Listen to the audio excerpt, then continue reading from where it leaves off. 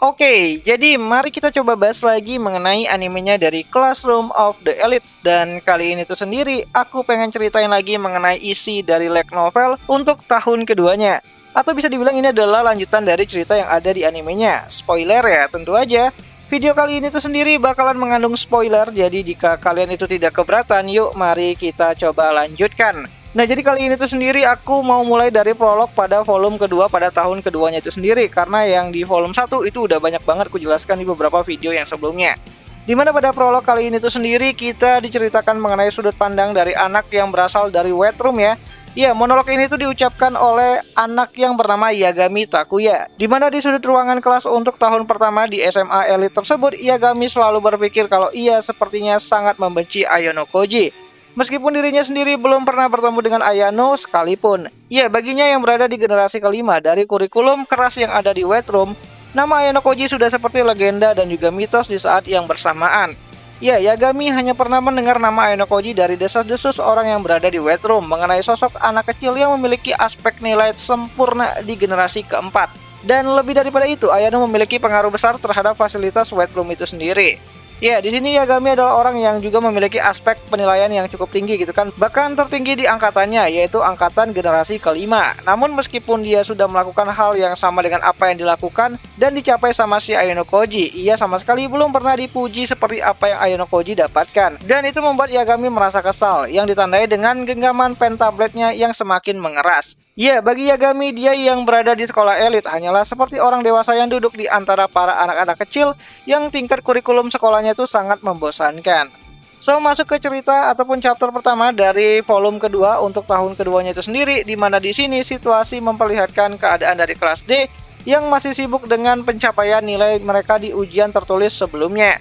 Dan dari semua siswa, Yukimura adalah orang yang paling agresif banget di sini. Ya, Yukimura terus-terusan mencoba untuk menendang pintu kelas, di mana dia tuh merasa kesal banget. Di mana hal itu sendiri tuh didasari oleh kekesalannya si Yukimura terhadap kondisi dirinya yang sudah tidak sabar menanyakan apa yang Ayano Koji lakukan di ujian sebelumnya.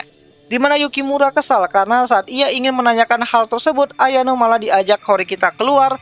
Dan ketika urusan dengan Horikita selesai, Ayano langsung dipanggil ke ruang guru dan sampai sekarang masih belum kembali ke kelasnya.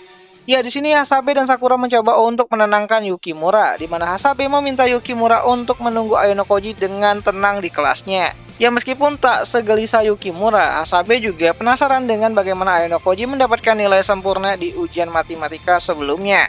So, intinya di sini Yukimura nggak terima gitu kan kalau Ayano Koji dapat nilai sempurna karena ada beberapa soal yang harusnya di luar kemampuan anak SMA pada umumnya. Bahkan soal itu belum pernah dipelajari oleh Yukimura sebelumnya dan Ayano Koji bisa menjawab soal tersebut. Nah, awalnya Sakura mencoba untuk membela Ayano dengan mengatakan kalau saja mungkin Ayano memang jago dalam hal matematika. Namun pendapat itu malah membuat Yukimura semakin marah.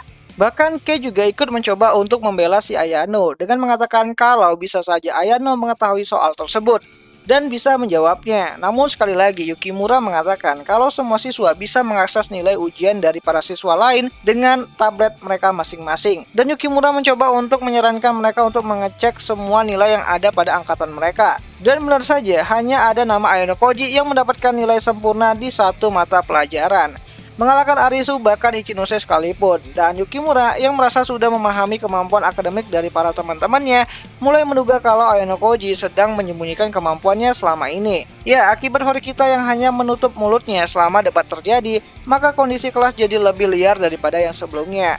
Bahkan Shinohara dan Ike juga ikut nimbrung di sini, di mana Ike berpendapat kalau Ayano pasti melakukan kecurangan sehingga bisa menjawab soal-soal tersebut. Namun sekali lagi Yukimura mengatakan kalau kenapa Ayano harus berbuat curang dan menyembunyikan kecurangannya itu kepada teman satu kelasnya. Bahkan selain kesimpulan melakukan kecurangan, Ayano juga mendapatkan sorotan negatif, di mana jika selama ini tuh si Ayano Koji itu beneran jenius dalam hal matematika, maka harusnya dia bisa membantu kelas lebih baik lagi di tahun pertama kemarin. Namun ya, jika Ayano adalah tipe orang seperti Koenji, maka kelas akan dalam masalah besar ke depannya karena setiap siswa tidak serius dalam mengincar kelas A ataupun kelas yang lebih tinggi.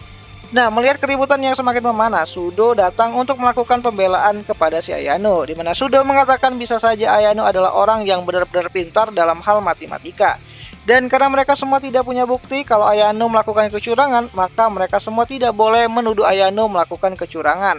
Ya, awalnya semua orang tidak percaya kalau Sudo mengatakan hal tersebut. Di mana Sudo yang biasanya akan sangat meledak-ledak jika situasi kelas menjadi panas seperti ini. Di mana Sudo yang sudah pernah melihat bagaimana kekuatan Ayano Koji saat menghadapi si Hosen hanya bisa diam dan menganggap kalau Horikita masih diam soal Ayano, maka Sudo juga akan tutup mulut. Dan akhirnya keributan di kelas pun akibat Ayano yang mendapatkan nilai sempurna itu pun akhirnya dibubarkan sama si Hirata.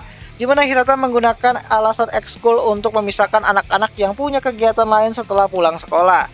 Ya, di sini intinya Hirata tuh nggak mau lihat teman sekelasnya itu ribut-ribut lagi lah gitu kan ngomongin soal si Ayano Koji. Dan berkat itu pembicaraan mengenai Ayano Koji pun akhirnya berakhir. Meskipun masih ada beberapa orang di kelas yang enggan untuk pulang dan tetap di kelas. Tujuannya ya tentu aja lanjut ngerumpi soal Ayano Koji. Sedangkan untuk Ayano sendiri, dia baru aja sampai di kelas lalu mengambil tasnya dan pergi pulang. Nah, saat perjalanan pulang, Ayano diikuti oleh Sakura, Hasabe, dan juga Yukimura. Dan Ayano juga sulit untuk tidak yang namanya itu curiga kalau kelas pasti terpukul dengan sosok Ayano yang ternyata menyembunyikan kekuatannya selama ini. Dimana di saat perjalanan semakin jauh, Yukimura mencoba untuk memanggil Ayano, menanyakan apa yang sebenarnya terjadi, dan Ayano hanya bisa bilang kalau apa yang dikatakan Horikita adalah kebenaran.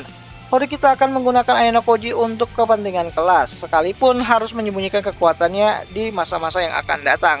Jadi ya, semua adalah kehendak Horikita sebagai pemimpin kelas, itu sih menurut si Ayano Koji. Nah, awalnya Yukimura ingin keluar dari kelompok Ayano Koji, mengingat Ayano seperti tidak mempercayai mereka yang merupakan kelompoknya selama ini. Namun, niatan itu Yukimura tinggalkan, dimana walaupun masih kesal, Yukimura masih ingin tetap bersama dengan si Ayano. Ya, Yukimura mengatakan kalau ia akan tetap memberi pelajaran kepada Ayano kecuali matematika. Dan melihat hal tersebut, Ayano pun mulai berterima kasih kepada si Yukimura. Dan saat semua sudah mulai membaik, Sakura pun meminta Ayano dan Yukimura untuk berjabat tangan. Ya, meskipun terlihat memalukan, namun kelompok Ayano pun akhirnya kembali rukun untuk sementara. Oh ya, di sini Hasabe sempat khawatir ya kalau saja dengan Ayano yang semakin terkenal sekarang, Sakura akan sangat sulit untuk mendapatkan hatinya si Ayano Koji. Namun kekhawatiran tersebut itu tidak jadi Hasabe katakan karena takut akan mengganggu mood mereka yang saat ini sedang baik-baik saja. Oh ya, di sini Hasabe juga mengatakan kalau Akito tidak akan keberatan kalau Ayano Koji mau menyembunyikan kekuatannya. Karena pada dasarnya si Akito ini tuh orangnya ya emang santai aja gitu kan, nggak ambil pusing gitu. Ya, meskipun itu adalah candaan yang cukup sederhana, namun bisa membuat para anggota dari grupnya Ayano Koji itu tertawa gitu kan mendengar perkataan dari si Hasabe itu sendiri. Ya, setelah pembicaraan mengenai kemampuan Arisu yang mendapatkan nilai rata-rata tertinggi di ujian sebelumnya, mereka pun memutuskan untuk pergi ke Keyaki Mall sebagai bentuk perayaan karena telah berhasil menyelesaikan ujian dengan sangat baik tanpa adanya satu orang pun yang di DO dari kelas.